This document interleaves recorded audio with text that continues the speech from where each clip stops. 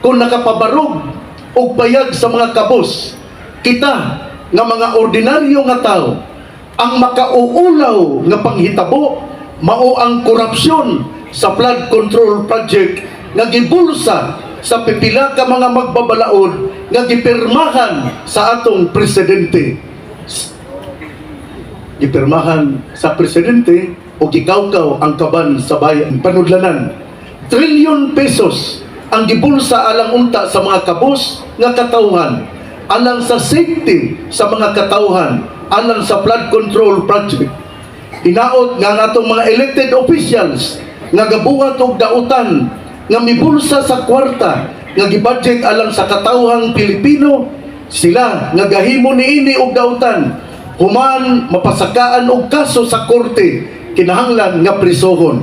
Uyon ba kamo niini? Ipakita ang atong pag-uyon nga iprisohon ang mga dautan nga mga elected officials pinaagi sa atong pagpatpat sa atong mga kamot.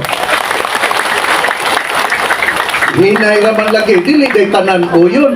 Atong pakpakan ang patong pagpakita, pag-uyon nga atong ipapriso ang mga naghimo og dautan nga mikawkaw sa pulsa sa atong panudlanan sa atong panggobyerno. Nakabasa ko sa usa ka social media ug akong i-quote, mas higit pa ang pinsala sa buhay ng mga Pilipino ang pagnanakaw sa kaban ng bayan kaysa lindol at baha. Usbon ko pag-quote, mas higit pa ang pinsala sa buhay ng mga Pilipino ang pagnanakaw sa kaban ng bayan kaysa lindol at baha.